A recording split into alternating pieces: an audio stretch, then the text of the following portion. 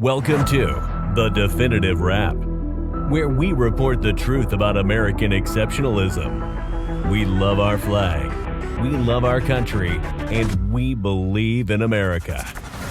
The Definitive Wrap, where we respect people of faith, the men and women in blue, and our support for Israel. And now your hosts, Bela Sebro, she's the nice one, and Alan Skorsky. He's not so nice. But together they are The Definitive Wrap. I'm Alan Skorsky with my co-host Bela Sebro, and welcome to The Definitive Wrap, where we discuss the news items the mainstream media just won't touch. The Definitive Wrap is proud to be the official podcast of VinNews.com. Over the last month, I have been to multiple rallies on Long Island in support of fighting anti-Semitism. The rallies featured speakers from all backgrounds, religious leaders, activists, and politicians from both sides of the political aisle. The one thing they all had in common was their lack of a strong backbone. With all of the attacks against Jews in America and Israel, from academia, student government bodies trying to ram BDS resolutions down universities' throats, to the media's unbalanced reporting on Israel, to Jews getting beat up in the streets of New York and LA, to Israeli cargo ships being blocked from docking at US ports, to outright blatant attacks against Israel's very legitimacy from powerful voices inside the United States Congress. Congresswomen focus primarily on Israel, who blood libel Israel in ways that would parallel Joseph Goebbels, with accusations of apartheid, genocide, ethnic cleansing, and crimes against humanity, all intentional lies to delegitimize Israel and destabilize the U.S.-Israel relationship. Not one single speaker at these rallies had the guts to call out these people by name. So I will. Rashida Tlaib, Ilhan Omar, Alexandria Ocasio-Cortez, and Ayanna Pressley, the leaders of the Hamas caucus, who know they are lying, but are so forceful in their lies that leaders of their party, including longtime serving Jewish Democrats like Chuck Schumer and Gerald Nadler, are terrified to rebuke them out of fear of being called sexist and racist, and even worse, the fear of being primaried by another radical progressive. Today, we are honored to once again have our great friend, Jonathan Tobin, whom Bela will introduce shortly, and whom we want to congratulate and wish success on the launch of his new podcast, The Top Story with Jonathan Tobin. Today, we will discuss, amongst other things, his recent column in The Federalist titled, "If Ilhan Omar Were a Republican, She'd Be Treated Like Marjorie Taylor Greene." Bela? Thank you, Alan. Before the Holocaust, there was not enough protest against anti-Semitism. Before the slaughter of 6 million, the world stood still and didn't make a sound when Jewish businesses were boycotted, when Jewish men, women, and children were attacked on the streets. People thought it would pass, and they just stood still. In this day and age, we have seen a lot of hatred and a lot of violence against Jews all across the country and Europe. And what we are seeing are signs similar to what happened in Europe in the 1930s, where Jews were attacked simply and for no other reason than the fact that they are Jewish. So now we have people, including politicians, speaking up against anti-Semitism. But as Alan said, we do have the rallies, lots of them, in almost every community across the country, but that's not enough. It's not enough to just condemn the attacks, but to call out those who are encouraging anti-Semitism, active anti-Semitism. And it's not being done. Why not? Why isn't it being called out? Is it because Jews in politics want to be politically correct? Or is it that they are afraid to rock the boat? Meaning, is it fear? Let's not upset the enemy, for they may do more harm? I wonder. We will talk more about this topic and about the weak response against anti-Semitism with our guest. We have with us today award-winning journalist, Jonathan Tobin, Editor-in-Chief of JNS, a senior contributor for the Federalist, and a columnist for the New York Post, Newsweek, and Haaretz, and host of the new podcast, Top Story with Jonathan Tobin. Jonathan, I am honored to welcome you back again on the Definitive Wrap. Thanks so much, Bela, and it's great to be on with you. Jonathan, you recently published an article in the Federalist cleverly entitled, "If Ilhan Omar was a Republican, she'd be another Marjorie Taylor Greene." And you talk about how in just a few short years, Omar and the squad have done more to establish anti-Semitic stereotypes and libels in mainstream discourse than any extremist right-winger could have accomplished in decades. Jonathan, you're one of the most prolific writers and speakers. And so I will hand the floor over to you so you can explain to our audience where we stand today with regard to the open hatred against Jews and specifically your recent article. Well, thanks very much, Bela. I think what we've seen in the last 2 months is an interesting insight into the progress, or rather the descent of American public discourse with respect to anti-Semitism and Israel. The irony is that the recent fighting between Israel and Hamas, when Hamas was shooting thousands of rockets into Israel, and Israel fired back to suppress that rocket fire, killing relatively few people on the other side, most of them the terrorists themselves.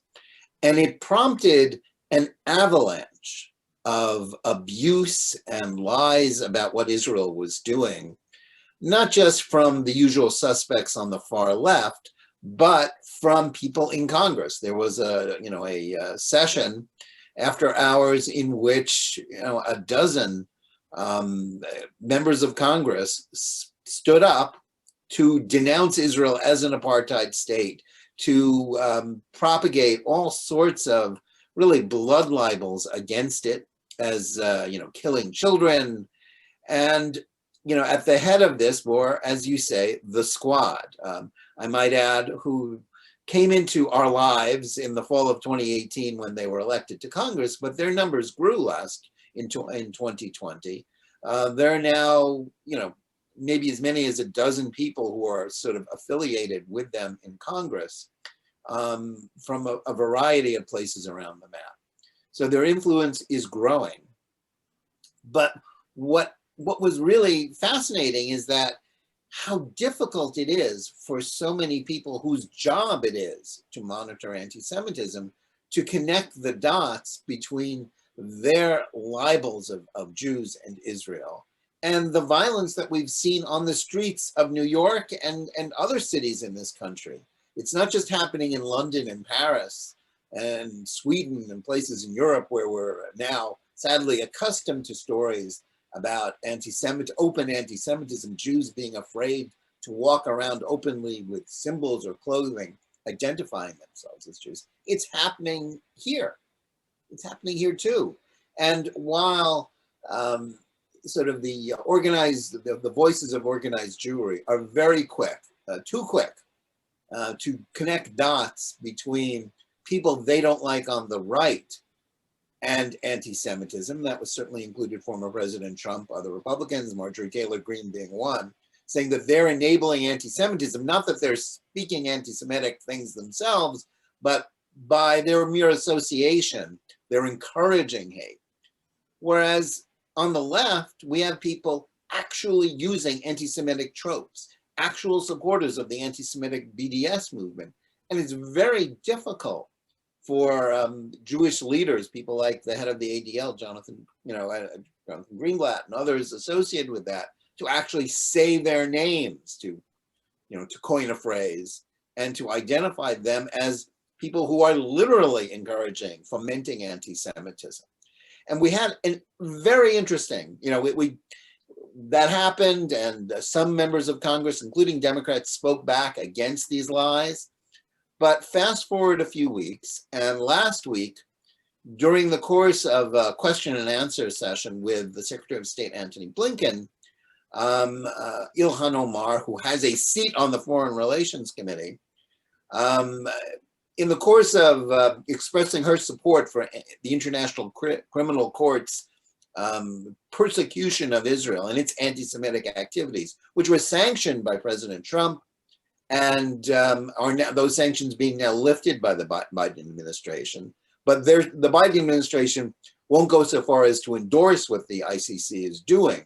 So Ilhan Omar was chiding Blinken for that, for not joining the jackals baying at Israel, fought with the false charges. She basically compared both Israel and the United States to Hamas and Al-Qaeda and to the Taliban. This got a lot of people's notice, and indeed, the Jewish caucus of Democrats in the House, 25 members strong, met and actually discussed it. I mean, this is open anti-Semitism, it's anti-Americanism too. And some of them wanted to condemn it and to condemn her by name.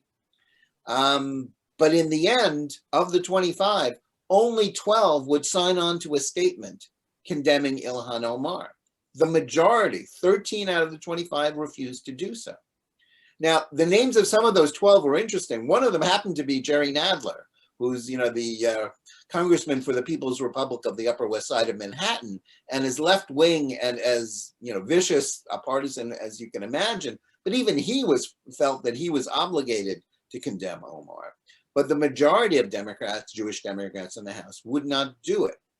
And we soon saw why they would not do it, because Omar and all of her friends in Congress and in popular culture immediately labeled those 12 Jews, Democratic Jews, liberals, many of them members of the Progressive Caucus in the House, as fomenting hate and racism and targeting a woman of color. They were put in the dock, not the people who wouldn't sign, but the people who did sign. Now, what was the outcome of this? It was a replay of what happened 2 years ago in 2019, when Omar trafficked in other anti-Semitic tropes. It's all about the Benjamins, claiming that Jews were buying congressional support for Israel. The House leadership joined the 12 Democrats in saying what she said was wrong, but then quickly accepted her non-apology apology, in which she said, "You've just taken me out of context." She didn't actually apologize. She just said, "I was taken out of context." Of course, as I wrote, what she said in context was as bad as the quote out of context. So that was a completely false argument. And they said, "Okay, it's all over." And the Democrats breathed a sigh of relief and said, "Okay, fine." But that showed us two things. Number one, the House leadership, people who are really powerful, Nancy Pelosi, Steny Hoyer, who are basically pro-Israel. They're not, they like the Israel of the left, but they're not anti-Israel in principle. But they are afraid of Ilhan Omar, just as they were 2 years ago. They know that the left wing of their party, the party base, the Progressive Caucus, which endorsed Omar, which, about half of the members of the Democrats in the House are members of the Progressive Caucus. So this is not a surprise. And they endorsed her, and they were against the people calling her out. So there was a real risk. And on social media, there was an avalanche, as I said, of imprecations against the 12 Jews who spoke against her. So we see, number one, there's a price to pay for standing up against anti-Semitism in the Democratic Party. And we also soon realized, once you drill down into the people who wouldn't speak out or who were endorsing Omar, in that a lot of Democrats, including Jewish Democrats, think there's nothing wrong with targeting Israel, nothing wrong with her trafficking in anti-Semitism. And you have to ask yourself why. I mean, they all say they're against anti-Semitism. Ilhan Omar says she's against anti-Semitism, even as she does it. Right. So what's at work here?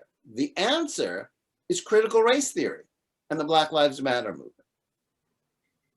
It's because these ideas, these toxic theories related to the New York Times 1619 Project about how America is evil, and which identifies Israel as a beneficiary of white privilege, quote unquote, that Israel is a white country, even though the majority of the Jews there are, by their own definitions, people of color, because they're from the Middle East, the Mizrahim.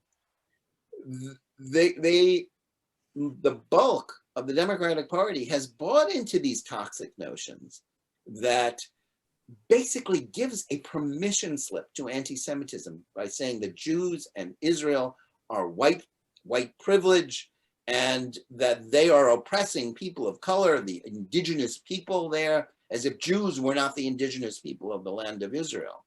So we've set up a situation where some Democrats are afraid of the left, and not without reason, and some of them are buying into these theories.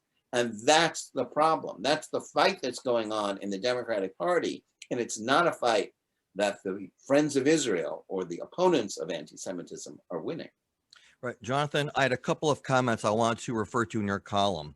So the letter that the 12 Jewish Democrats signed on to, like the first sentence was, equating the United States and Israel to Hamas and the Taliban is as offensive as it is misguided.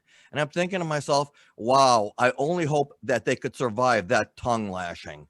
How weak a comment is that? And then later on, they say the United States and Israel are imperfect like all democracies, at times deserving of critique, but false equivalences give cover to terrorist groups. Again, this is weak. This is apologizing for having the temerity to even, look at them the wrong way. So if this is the best we have, then we might as well just fold up our tents. It was a very weak and timid, I can't even call it condemnation. It was more of a, wagging the finger at them and then apologizing for doing that. And then I have another question, but I'll wait till a little bit later in the interview. I'll just say this. The lines that you quoted certainly could have been stronger, for sure.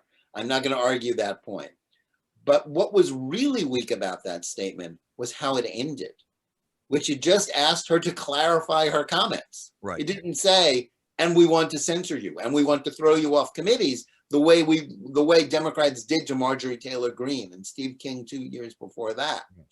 That was the problem. I have no problem with people saying that Israel and the United States are imperfect. Of course they're imperfect. But it was unnecessary. It was unnecessary in this context. Their formulation, I could live with that. That's fine. But if the bottom line is, we just asked you to clarify, that was weak. And I wrote as much, right, that it was weak, but it was better than nothing. But even that weak, call for a clarification brought down, on them, all sorts of condemnations from the left, and they found themselves isolated. The next time this happens, if you're one of those 25 Democrats, would you, do you want to risk alienating your base? And, are you that secure? Are you that confident in your political future that you'll stand up to Ilhan Omar? After all, the 12 people that condemned her, they're not getting invited onto Stephen Colbert. They're not getting invited onto The Daily Show with Trevor Noah. They're not rock stars like AOC and Ilhan Omar and Rashida Tlaib. They're not such big deals. And among them, among the 13 that didn't sign on were people like Jamie Raskin in Maryland, who is, lauded by liberal Democrats as the epitome of the thoughtful, Jewish Democrat, the epitome of Jewish liberalism today. And if that's the best they've got, who are so timid and really on the wrong side of these issues, that's a terrible commentary. Jonathan, if the tables were turned and Jews did what anti-Semites are doing the other way around, the world would be in an absolute uproar. In fact, we saw how Omar's support for the ICC's attempts to criminalize Israel's self-defense against Hamas terrorism speaks for itself. But you see, I'm still wondering whether it's fear that's causing Democrats to remain silent. Because the Jewish Democrats who did not sign a statement against Omar comparing Israel and the United States to terrorist organizations were not criticized, yet those who did criticize found themselves under attack for supposedly persecuting Omar. So what gives? It really is fair, as you said a few minutes ago. And also, we're seeing reward in a twisted way. I remember that Omar smeared US service members and minimized the 9/11 attacks by stating that some people did something. And right after that, Nancy Pelosi took her to a trip to Africa. Yeah, well, Nancy Pelosi, she knows how to count votes. Whatever you think about her, she's a sharp political operator, none sharper really. And as she did this dance 2 years ago, as I said, where she said what Omar said was wrong, but then she embraces her. She goes on she goes on the cover of Rolling Stone magazine, cue the music, to have her picture taken with Omar and the rest, and AOC and the rest of the squad. She needs these people. She needs their votes, and she needs their voters. More to the point, the Democrats, the base of the Democratic Party is shifted to the left. It's increasingly radicalized, and it has bought into, as I say, to these toxic racial or critical race theories that are not only bad for America, they are, they are part of the foundation of demonizing Israel and demonizing Jews. And there's a direct connection between this sort of activity and these sorts of terrible ideas and the anti-Semitism that we're seeing growing. And yes, there's anti-Semitism from the right. We know that's a reality, but we need for Jewish leadership to be as quick to point fingers and connect dots when it's on the left. And that's where it's really growing. That's where the bulk, because that's the kind of anti-Semitism that is gaining acceptance in the public square. This sort of demonization of Israel within the media. We saw that a letter signed by hundreds of mainstream journalists, not all of them mainstream, but some of them. Right. Among them, I might add Nicole Hannah-Jones, the author of the 1619 Project at the Times, demonizing Israel, claiming Israel is an apartheid state and saying coverage of it, should not be fair. It should be told from the point of view that it's an oppressor and a racist state. These ideas have consequences. This acceptance, this legitimization of these terrible ideas have consequences for Jews and for the growth of anti-Semitism in ways that the lunatic right simply has no traction in the public square, the way people like Ilhan Omar and AOC do. Jonathan, I've got a couple of questions. In her clarification, Omar says, I was in no way equating terrorist organizations with democratic countries with well-established judicial systems. Since we all know that Ilhan Omar does not recognize Israel as a democratic country with a well-established judicial system, she basically just laughed at everybody. And Pelosi said, you've clarified it, it's good enough for us. And no one said, wait a second, you're not talking about Israel because you don't recognize Israel's judicial system or democracy. That's my first question. And then again, I'll let Bill come in afterwards, but can you address what I just said? Did she just get away with it, or did no one else pick up that clarification was a load of BS? Well, it was a load of BS. So it was obviously she was sort of parsing things very carefully. If you think Israel is not legitimate, if it doesn't deserve to exist, you're basically engaging in anti-Semitism. And so the whole argument is somewhat circular. I mean, it's trying to decide which aspect of our anti-Semitic, anti-Israel, anti-Zionist utterances are really culpable. It's like you're chasing your tail. It's all bad. Listen, AOC, the same thing. She, in the middle of the fighting in Gaza, she tweeted, "Apartheid states aren't democracies." She doesn't think Israel is a legitimate state either. And fine, we know there are extremists on the left, there are extremists on the right, but these people aren't treated, the way we would treat David Duke, or even the way we're treating Marjorie Taylor Greene, the congressman from QAnon, according to the mainstream media, who's, said a lot of wacky, wrong, terrible things. Although she does try to clean it up because she doesn't seem to understand much about these topics. Right. But she's not treated like a mainstream person. She's demonized in our public square by popular culture, by the mainstream media. AOC and Ilhan Omar are still treated like stars, still treated like role models. That's the problem. They have tremendous influence on the Democratic Party, on our culture. And, when they came in, and even now, I hear from people saying, why are you paying so much attention to them? They're backbenchers. They've accomplished nothing in Congress. Their legislative achievements are zero. I mean, what has AOC done from New York other than, chasing Amazon and, tens of thousands of jobs out of Queens? She's done nothing. But in fact, She's been very consequential. So have the other members of the squad. They have more influence than virtually anybody in Congress other than the leadership. Jonathan, in your analysis, what's behind the surge of anti-Semitism in Europe? Well, what's going on in Europe is nothing new. It is a sort of strange alliance. My colleague and friend and JNS columnist, Melanie Phillips, has written a lot about this. It's an alliance of leftist elites, people that were recognizable to us here as people who sort of the liberal mainstream culture, who have embraced the demonization of Israel, allying themselves with forces of Islamism, of these large immigrant communities from the Middle East and North Africa who have tremendous influence and great numbers in countries like France and Britain and Germany, Western Europe, enlightened Western Europe. And so these two disparate forces who are really at cross purposes about many things have joined forces with regards to anti-Semitism and Israel. And Israel is the excuse for traditional anti-Semitism.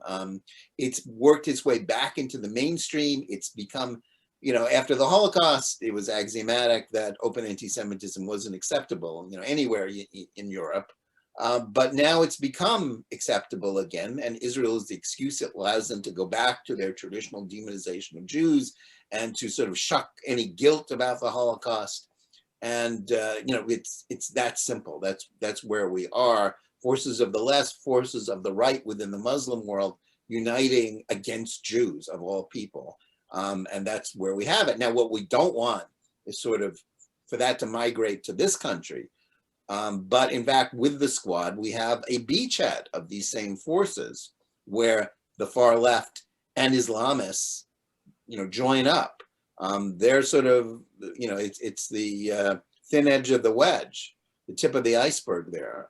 So that's why it's so important to speak up against them and to not allow these people to gain more traction. Right. Jonathan, another question, and this ties into two issues. A few weeks ago, a young man from the Five Towns, is it Joey Brogan or Borgen, Bela? Borgen. He was beat up pretty badly by a mob of Palestinians. They were soon bailed out, and I don't remember the group who bailed them out, but when he was released, he said he would do it again. Now, what this showed me was there is either a Palestinian charity group or legal foundation who will now bail out any Arabs who beat up Jews. Secondly, now, go ahead. I'm sorry. You were going to look like. Yeah, I think, listen, Islamist groups that, operate under the guise of human rights, people like CARE and Islamic Society of North America. There's been the Middle East Forum and others have done great work in uncovering the way they have legitimized radicalism within the Muslim community and purport to speak for all, Muslim Americans, which I don't believe they do. But they have created an atmosphere in which such behavior is normalized and legitimized, and it's very difficult for people within that community to speak up against it. Go ahead. Actually, our time is up. Jonathan, thank you for joining us today, and congratulations again on your new podcast. And thank you to our audience for tuning in, and to vinnews.com for being our official podcast. Thank you so much. Thank you for having me on again. It was a pleasure. Thank you. Thanks for listening to The Definitive Wrap with your hosts, Bela Sebro and Alan Skorsky. Be sure to tell your family and friends they also can listen to The Definitive Wrap on Apple Music, Spotify, Google Play, and your favorite streaming service. See you next time on The Definitive Wrap.